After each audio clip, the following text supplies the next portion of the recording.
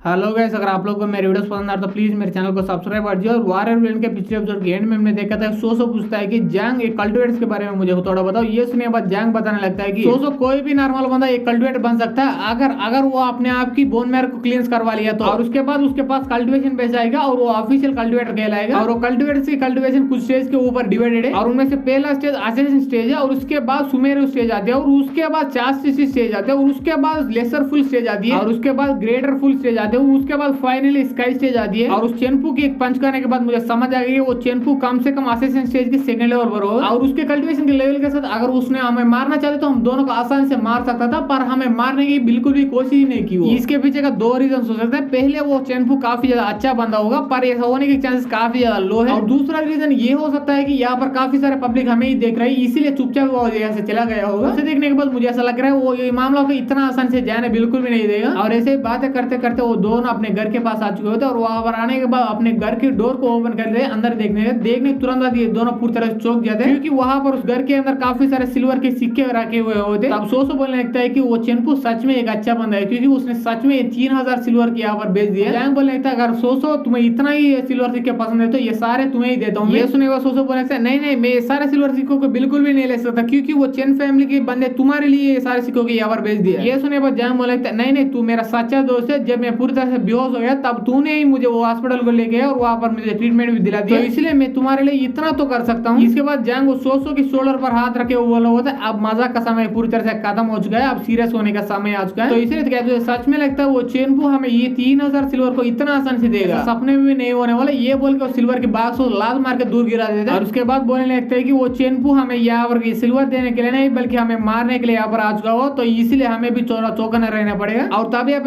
उसी घर के बाहर की तरफ वो सच में वो चेनपू वहां पे काफी सारे गुंडे के लिए आ चुका होता है जैंग को मारने के लिए। अब वो चेनपू अपने मन ही मन सोचने लगता है कि चेन फैमिली का सिल्वर तेरे जैसे कुत्ते के लिए नहीं है, तो इसलिए आखिरी बार वो सारे सिल्वर को देख लो क्योंकि उसके बाद तुम कल की सूरज बिल्कुल भी देख नहीं पाओगे। और तब हम उस घर के अंदर देखते हैं वो ये सुनने के बाद ये सोफा पूरी तरह चौक जाता है और चिल्लाने लगता है क्या क्या क्या वो चेनपू हमें मारने के लिए यहाँ पर आ चुका होगा, पर तुझे इसके बारे में कैसे पता और तू कंफर्मली ऐसा कैसे कह सकते हो। ये सुनने के बाद जैंग बोलने लगता है तुझे भी अच्छी तरह से पता है कि मैं कोई सेलिब्रिटी नहीं हूँ, फिर भी जब उसने मेरे साथ पहले बार मुलाकात हुई तब भी उसको मेरा नाम पता था और मैंने उसको अपना घर का एड्रेस बिल्कुल भी नहीं दिया, फिर भी हमारे से पहले वो हमारे घर के अंदर आ गए। आने के बाद सारे सिल्वर को यहाँ पर रख के चला गया। इसका मतलब ये है कि वो चेनपू हमें काफी पहले से ही मारना चाहता था पर उसका नाम बाहर नहीं आना चाहता था, तो इसलिए वो सारे लोगों के सामने नहीं बल्कि चुप चुप के हमें मारना चाहता था। अगर मैं उसके सिचुएशन होता तो मैं मुझे यहीं पर और इसी समय पर मारने की कोशिश करता। ये सुने बाद सोसो रोने लग जाता और बोलने लगता इतना डिटेल में बताने की कोई भी जरूरत नहीं, तो अब हम क्या करें। अब जैंग बोलने लगता है तुझे कुछ ज्यादा नहीं करना, सीधा अपने घर के अंदर जाओ, जाने के बाद तुम्हारे दोनों पेरेंट्स को लेके हमारे मार्शल अकेडमी के अंदर जाकर चुप जाओ। ये सुने बाद सोसो पूछने लगता है पर तुम्हारा क्या हुआ। ये सुने बाद जैंग बोलने लगता है तुझे चिंता करने की कोई भी जरूरत नहीं क्योंकि मैं वो सारे लोगों को संभाल सकता हूँ अकेले ही, पर अगर तुम यहीं पर रह गए तो उसके बाद मैं खुल के फाइट नहीं कर सकता उन सारे लोगों से। ये सुने बाद सोसो बोलने लगता है नहीं तुम कुछ भी कहो मैं भी तुम्हारे साथ यहीं पर रहने वाला हूँ। ये सुने बाद जैंग उसको धक्का देते हुए बोल रहा होता है कि नहीं तुम यहाँ से चले जाओ, क्योंकि तुम ही एक बार सोच लो अगर उन लोगों को मेरे घर के बारे में पता चला तो तुम्हारे घर के बारे में वो सारे लोगों को पता चल चुका होगा अभी तक, इसलिए अपने पेरेंट्स के बारे में सोचो। ये सुनने के बाद वो भी ना चाहते हुए वहां से चले जाते वो बोल रहा होता है कि जैंग तुझे चिंता करने की कोई भी जरूरत नहीं क्योंकि मैं अभी ये पीछे दरवाजे से जाकर जाने के बाद मेरे पेरेंट्स को मार्शल अकेडमी के अंदर छुपाने के बाद फिर से यहाँ पर आऊंगा कुछ मदद लेके, उसके बाद या तो हम जिएंगे साथ में या मरेंगे साथ में। ये बोल के रोते रोते वहां से चले जाता है। तब जैंग बोलने लगता है तुझे इतना भी जल जाने की कोई भी जरूरत नहीं क्योंकि अकेले मैं सारे लोगों को संभाल सकता हूँ। ये बोल के उस दरवाजे के पास जाकर बाहर की आवाज सुनने लगता है। तभी बाहर से कोई आवाज आने लगती है कि बच्चे क्या तुम अभी तक अंदर हो। ये आवाज सुने तुरंत बाद ही जैंग एक चाकू निकालता और अपने मन ही मन सोचने तो फाइनली ये कमीना यहाँ पर आ ही गई। ये सोचने तुरंत बाद ही जैंग